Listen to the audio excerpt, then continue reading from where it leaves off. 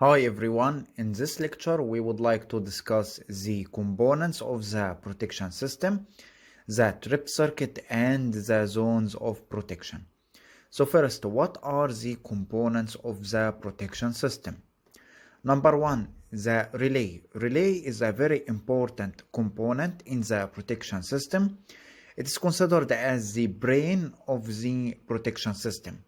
And what I mean by the brain, the relay itself is the one who can sense the fault or detect the fault and starts providing a signal to the circuit breaker, which starts opening the circuit or clears the fault. So in the protection system, the relay itself is considered as the brain. Relay is considered as the brain, and the circuit breaker is considered as the muscles in the protection system. Also, we have another component, which is the load break switch. So what does this do? If I would like to open and close a circuit, I can do this by the usage of circuit breaker. Circuit breaker can open and close a circuit, an electrical circuit, in the presence of a fault, in the full load case, in the no load case, in every condition is possible. Okay, so circuit breaker can do this at any time. However, the load break switch can only open the circuit in the presence of full load. Okay, it can open the circuit at full load or at no load, but it cannot clear a fault or cannot open the circuit during a short circuit. So the difference between them is the circuit breaker can clear the fault, but load break switch cannot clear the fault. The isolating switch. Isolating switch also can be used to open and close an electrical circuit, but in the case of no load only. It cannot open or close at full load or at the fault. So circuit breaker can do everything at fault. The presence of the fault can clear the fault, and at the full load case and at the no load case. The load break switch can open the circuit during full load and no load. The isolating switch can open the circuit during no load only. The fuse is of course a protection device or a protection component in our electrical system, also used to clear a fault, but it should be replaced after it is damaged, because if a short circuit passes through it, then the wire inside it will be burned out or melts, so we need to change our fuse again. However, the circuit breaker can clear the fault and reopened or closed several times, or can be used several times. The lightning arrestor. The lightning arrestor can be used to protect our equipment or our building from the lightning strokes. So the lightning strokes or lightning strikes, the lightning arrestor itself takes it to the grounding system. The potential transformer is an important component in the protection system because it is used to step down the voltage suitable for the measurements or the protection devices. The current transformer is used to step down the current suitable for the measurements or protection devices. We will also discuss the benefit of them inside the protection system in the next lectures. Now let's have the trip circuit. Trip circuit here is used for clearing a fault such as the overloading or short circuit. So if our current exceeds a certain limit, then this trip circuit is used to open the circuit and clear the fault to protect our equipment and our transmission line.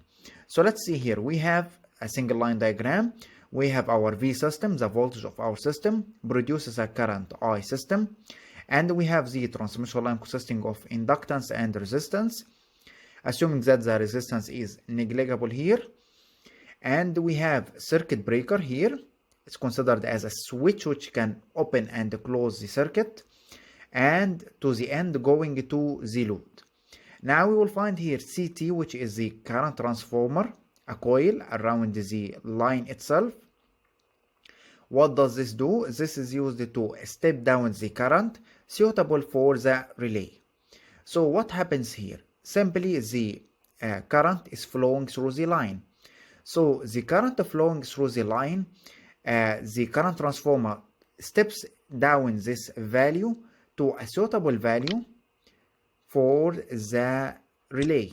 Okay, so if the current moving here, for example, then the current transformer will step down this current and produce a current like this, which flows through the relay coil.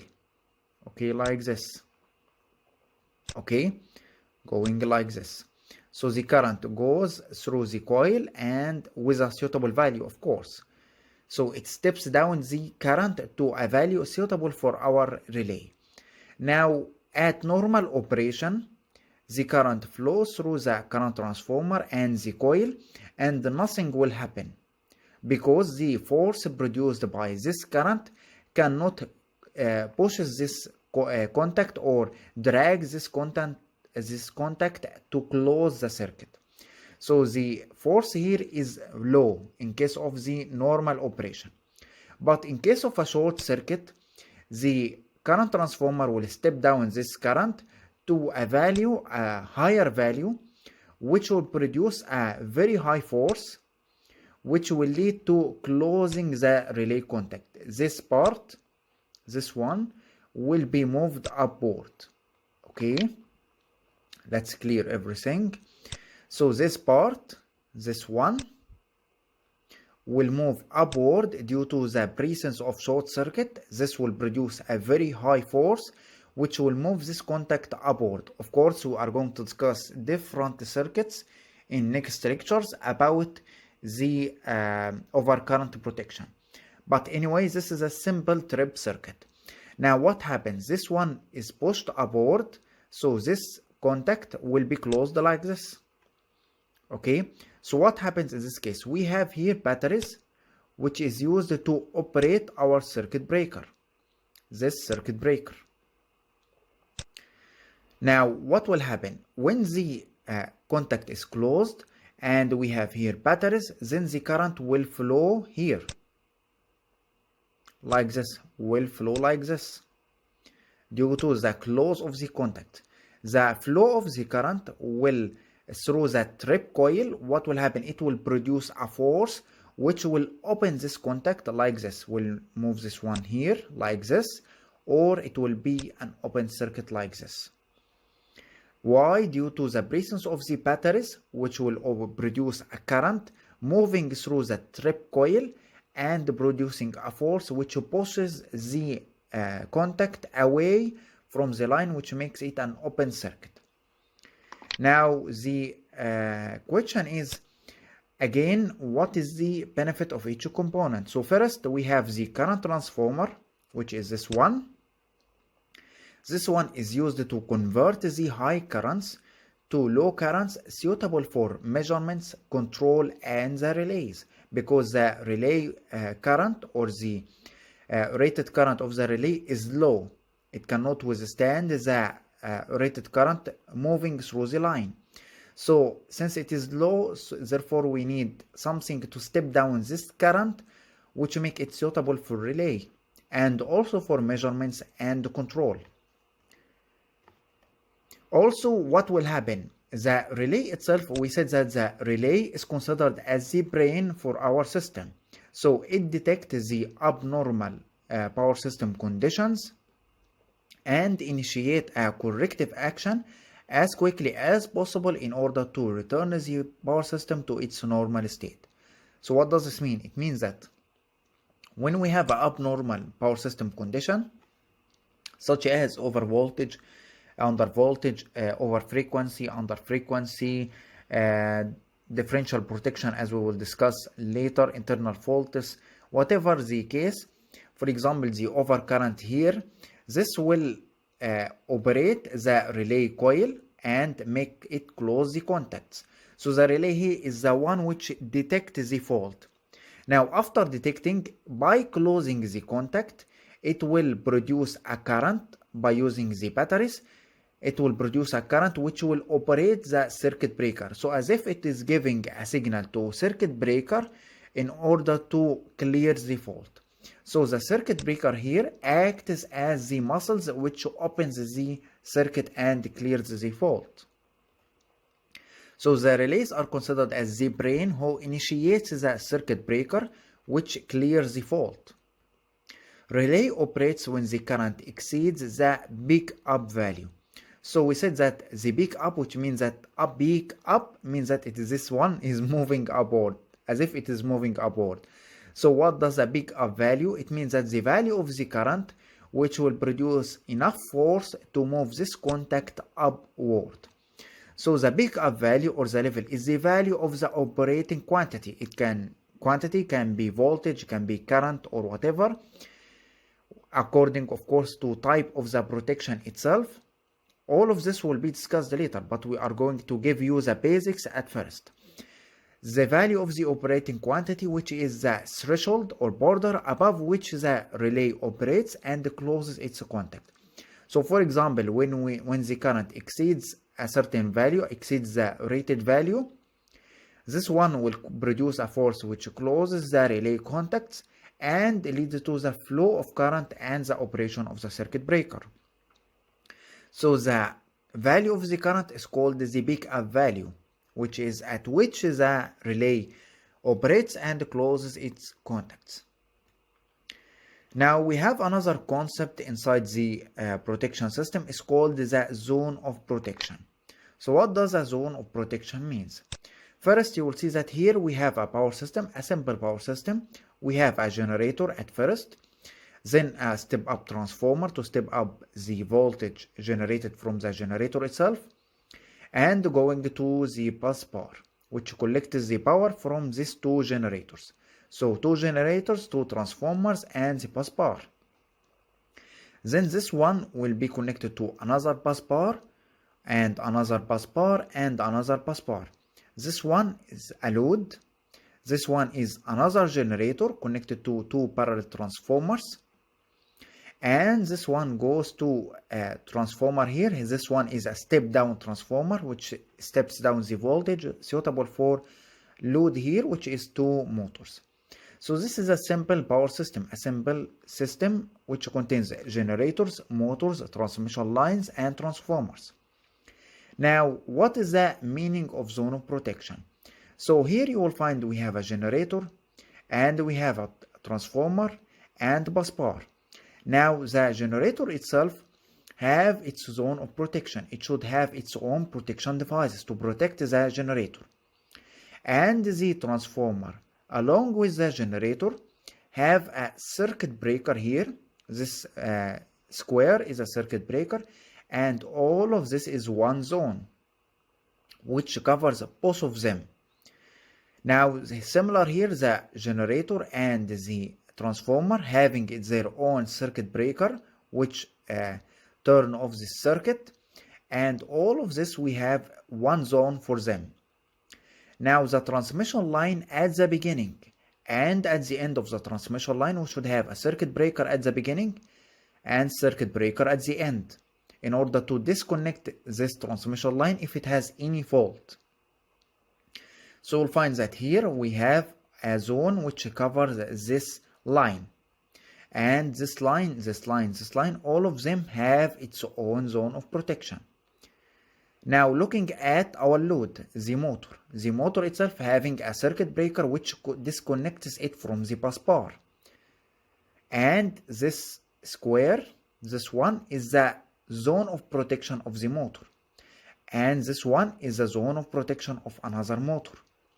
The transformer itself alone have a circuit breaker at the low voltage and circuit breaker at the high voltage side. So this one, number 2, is the zone of protection of the transformer. And here, now this one is also a load and have its own circuit breaker. Here the generator and transformer are considered as one unit, so they have one zone of protection with one circuit breaker to disconnect them from the main bus bar. So we have here a protection zone of protection for each component in our power system. The bus bar itself, what is its protection zone? Any circuit breaker connects to it is considered as the protection for the bus bar. So all of this, all of the circuit breakers which is connected to the bus bar is considered as its protection. Now looking at this one bus bar having 1, 2, 3, 4 breakers, which is considered as its own zone of protection. So the entire power system is covered by several protective zones. Each component here have its own protection zone or protection zone. Now no part of the system is left unprotected.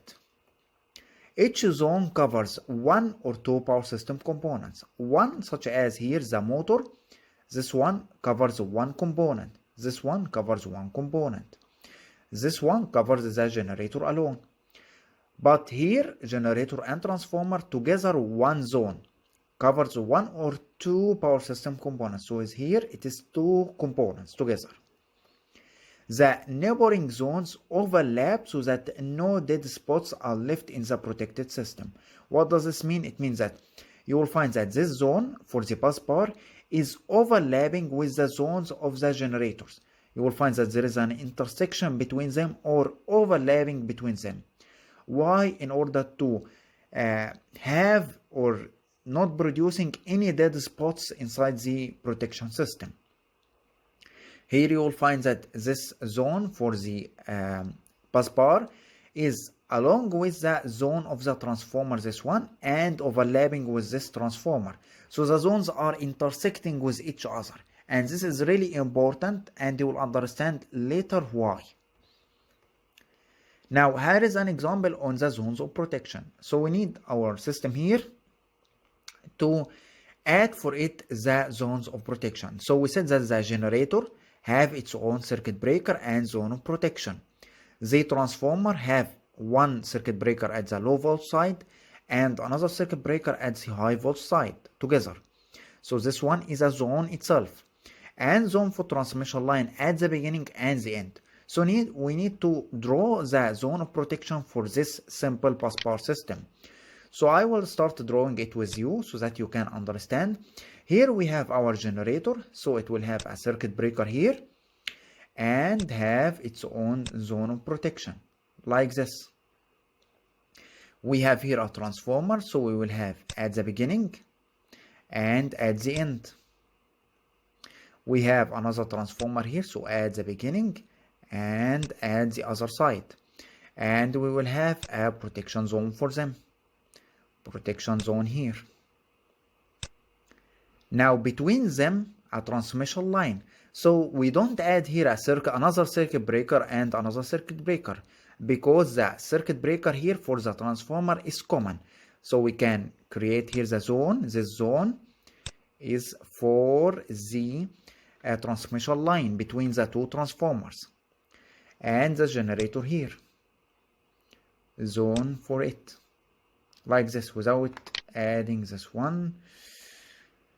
Razor, let's delete this. Okay, bin. Okay, like this. Okay, and for the transformer, this transformer and this 1, 2, this transformer 2, this 1. Okay, at the beginning and the end of each transformer, okay, you will find that everything connects together. Okay, at the beginning and at the end. Now we add it to the transformer. Now for the zone, this one is a zone, and this one is another zone, another zone, another one for this transformer like this. Okay,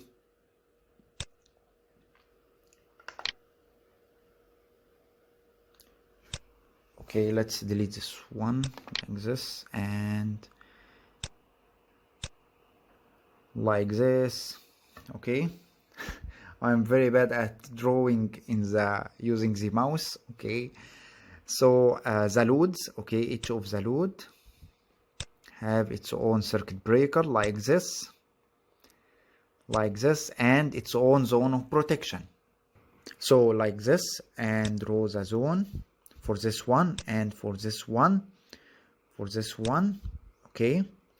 And what will happen next is that we transmission lines from here to here, since they have circuit breakers in common, like this, and another one like this. And for the bus bars we have like this, and for this bus bar also a zone between them, like this and like this. So you'll find here a lot of zones are overlapping with each other, so the zones of protection are overlapping, so no dead spots are found. Now after drawing it, okay, with by hand, better than doing by mouse, you will find that here the zones of protection. For example, for the generator, for this generator, you will find one zone of protection for it with one circuit breaker, which is the X or the square, each of them representing the American or the another standard, I think the British, I don't remember now, but the X or the square representing the circuit breaker. Now you will find here the generator connected to a circuit breaker and have its own zone of protection, transformer at the low voltage and high voltage, each of them circuit breaker and having its own zone of protection, similar to each of these transformers, and the loads, and then a zone between all of this, and zone between the beginning of transmission line and end, beginning and end, and etc. So you'll find that it's very simple and you'll find overlapping between them. So in this lecture we discussed the components of the protection system, the trip circuit, and the zones of protection. Thank you for watching this video and I hope you enjoy it and learn it from it. Now I would like to invite you to my academy, Khadija Academy. You will find the link for the academy in the description for this video. You can find there useful courses, free and paid courses, which will help you as an electrical engineer. So check it out if you would like to learn more about it. Thank you.